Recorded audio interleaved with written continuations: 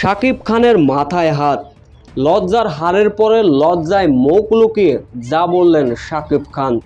রংপুর রাইডার্সের কাছে কেমন করে হারলো ঢাকা ক্যাপিটালস, বিস্তারিত জানতে ভিডিওটি না টেনে সম্পূর্ণ দেখার অনুরোধ রইল।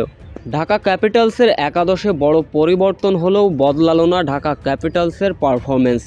একাদশে ছিল আজকে সব বড় বড় চমক: হাবিবুর রহমান, জেসন রয়, সাব্বির রহমান, মোসাদ্দেক হোসেন, সৈকতরা। তবে রংপুরের বলার নাহিদ রানার অগ্নিঝরা বোলিংয়ের কাছে হাবিবুর রহমান সুযোগ পেলেন, ফিরলেন 14 রানে। মহা বড় তারকা জেসন রয়, তিনিও ফিরলেন 18 রানে। লিটন কুমার দাস ছিলেন ধারাবাহিকভাবে ব্যর্থ, মাত্র 9 রান। যাকে নিয়ে এত আলোচনা সমালোচনা চলছিল, সেই সাব্বির রহমানও দিতে পারলেন না আস্থার প্রতিদান। 7 বলে মাত্র 2 রানের সাজঘরে ফিরলেন। মোসাদ্দেক হোসেন সৈকতও নিজেকে রাঙিয়ে দিতে পারলেন না, ফিরলেন 12 রানে। শেষ পর্যন্ত রংপুর রাইডার্সের নাহিদ রানার বোলিং তোপে মাত্র 111 রানে গুটিয়ে গিয়েছিল ঢাকা ক্যাপিটালস। ঢাকার দেওয়া এমন ছোট লক্ষ্য তাড়া করতে নেমে বড় দাপটীয় জয় পেয়েছে রংপুর রাইডার্স। সেই সঙ্গে এমন দাপটীয় জয়ের ফলে পয়েন্ট টেবিলের শীর্ষে অবস্থানেই ধরে রাখলো রংপুর রাইডার্স।